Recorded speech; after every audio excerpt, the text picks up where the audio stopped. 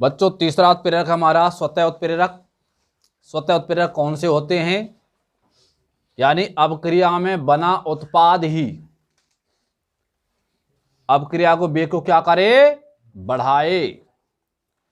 तो यह उत्प्रेरक क्या कहलाता बच्चों? स्वतः उत्प्रेरक। यानी अपक्रिया होती है, क्रियाकारक क्रिया करते हैं और क्या बनाते हैं? उत्पाद। भाई क्रियाकारक क्रिया करके क्रियाफल बना रहे हैं, उत्पाद बना रहे हैं, और उत्पादों में बना ही उत्पाद जो है, क्रिया में बना उत्पाद ही क्या करे? उत्प्रेरक का काम करे, क्रिया के वेग को क्या कर दे? बढ़ा दे। तो वह उत्प्रेरक क्या कहलाता है? स्वतः उत्प्रेरक। ठीक है भैया, बाहर से कोई उत्प्रेरक नहीं डालते इसमें, अब क्रिया में स्वयं ही उत्पन्न होता है उत्पाद, और वह उत्पाद क्या करता है? क्रिया के वेग को बढ़ाता है, इसलिए यह स्वतः उत्प्रेरक कहलाता है। तो बच्चों स्वतः उत्प्रेरक क्या है? देखो, यानी अभिक्रिया में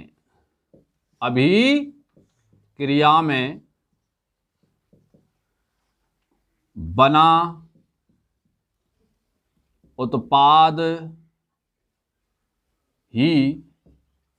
उत्पाद ही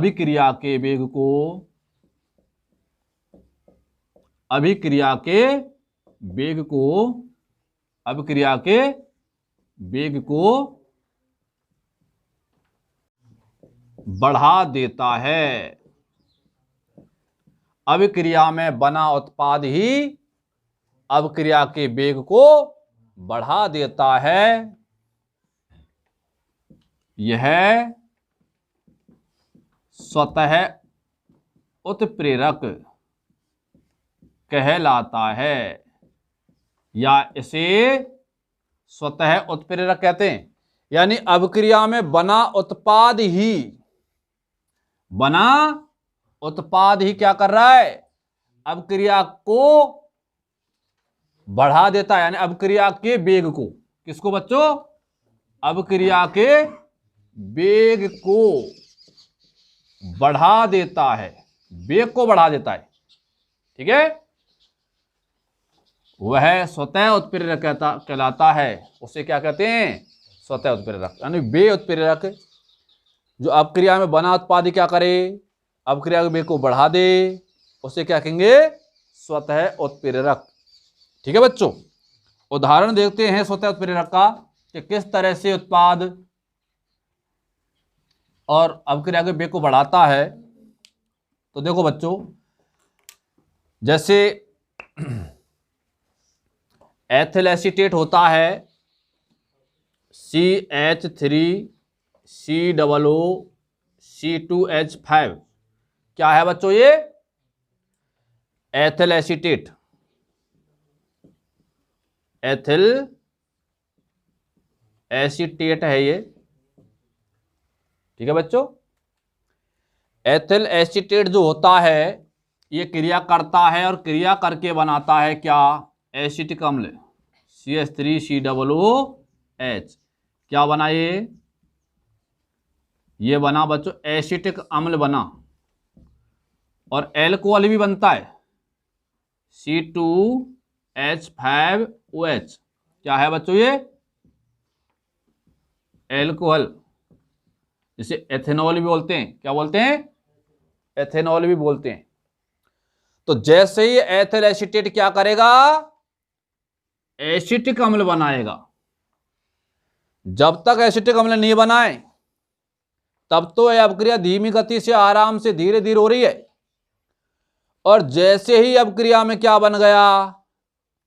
एसिटिक अम्ल बना, उत्पाद बना, वैसे ही एसिटिक अम्ल बनते ही क्या करेगा? इस अपक्रिया के वेग को क्या कर देगा? बढ़ा देगा। यानी अपक्रिया तीव्र गति से होने लग पड़ेगी। जब तक ये नहीं बनेगा अपक्रिया धीमी गति से होगी, और जब इसकी पर्याप्त मात्रा उत्पाद में बन जाती है तब ये अपक्रिया के वेग को क्या कर देता है? बढ़ा देता है। तो अपक्रिया में बना ही उत्पाद क्या कर रहा है? अपक्रिया के वेग को बढ़ा रहा है। ठीक है भैया, इसलिए किसका काम करेगा यहां पे? स्वतः उत्प्रेरक का। ठीक है बच्चों,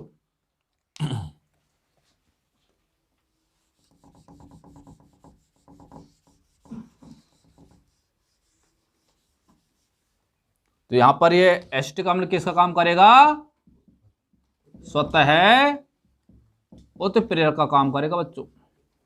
ठीक है, तो इस अभिक्रिया में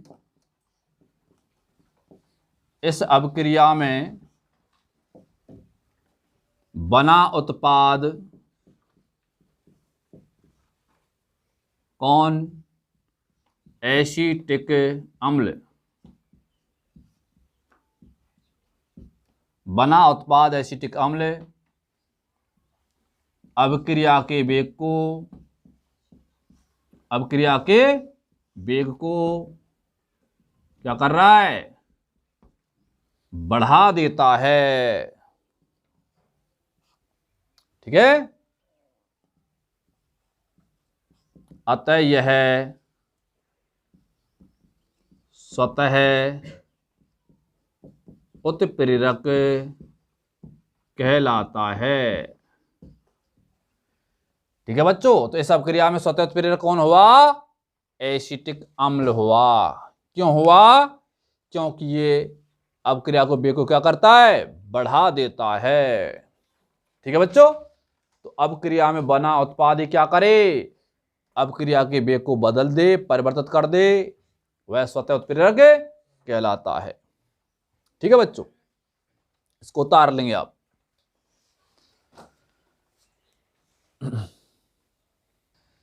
चौथा उत्प्रेरक है हमारा बच्चों जैव उत्प्रेरक। ठीक है, तो जैव उत्प्रेरक क्या होते हैं? देखो, यानी वे उत्प्रेरक जो जैव रासायनिक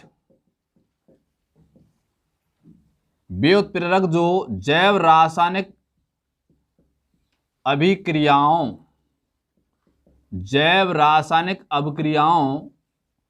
के वेग को बढ़ाते हैं। वे उत्प्रेरक जो जैव रासायनिक अभिक्रियाओं को वेग को बढ़ाते हैं, यानी जीवों में होने वाले जो अभिक्रिया होती हैं वो जैव रासायनिक अभिक्रिया होती हैं। जैसे मानव में पाचन अभिक्रिया, ठीक है, उत्सर्जन अभिक्रिया, ये सभी जैव रासायनिक अभिक्रियाएं। तो वे उत्प्रेरक जो जैव रासायनिक अभिक्रियाओं के वेग को क्या करते हैं? बढ़ाते हैं, उन्हें जैव उत्प्रेरक कहते हैं। क्या कहते हैं बच्चों? जैव उत्प्रेरक कहते हैं। वे उत्प्रेरक जो जैव रासायनिक अभिक्रिया के वेग को बढ़ाते हैं उन्हें जैव उत्प्रेरक कहते हैं। ठीक है बच्चों, हमारी जो बायोलॉजी है, कौन है? बायोलॉजी, जिसे अपन जीव विज्ञान कहते हैं। जीव विज्ञान में इन उत्प्रेरकों को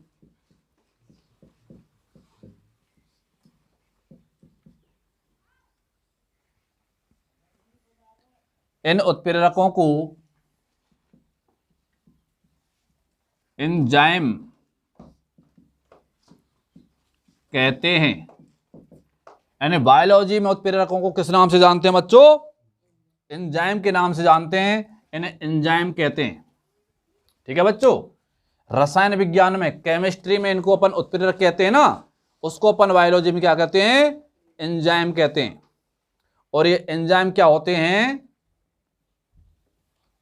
एंजाइम जटिल नाइट्रोजनी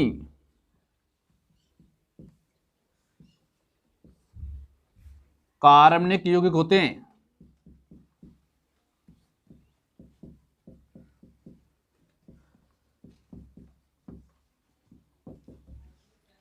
एंजाइम क्या होते हैं? जटिल नाइट्रोजनी कार्बनिक यौगिक होते हैं। ठीक है बच्चों,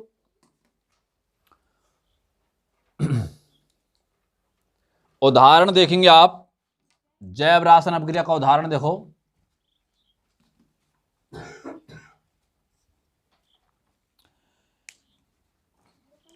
जैसे हमारे शरीर में पाचन अभिक्रिया में जो माल्टोज बनता है,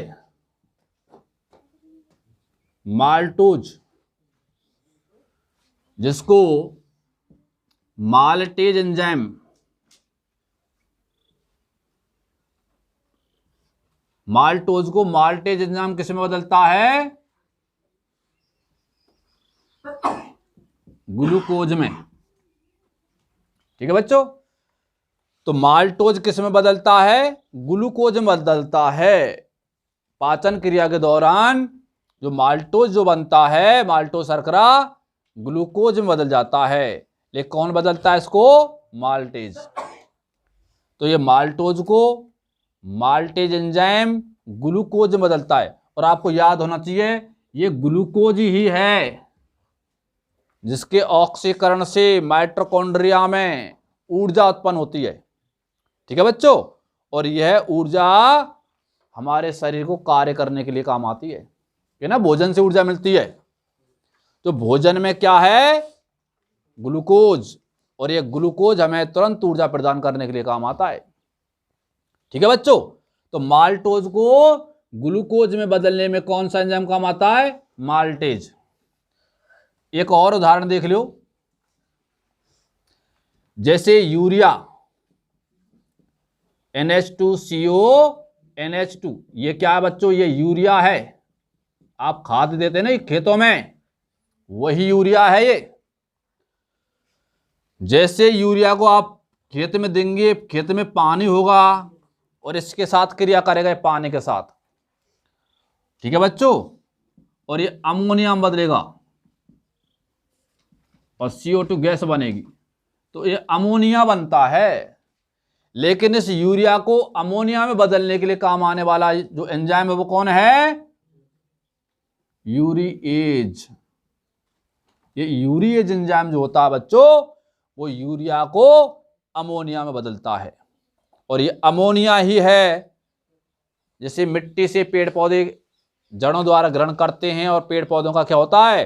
स्वस्थ विकास होता है। ठीक है बच्चों, तो याद रखना यूरिया को डायरेक्ट सीधा पेड़ पौधे काम नहीं लेते। ठीक है, यूरिया जो है वो किस में बदलता है? यूरिएज में।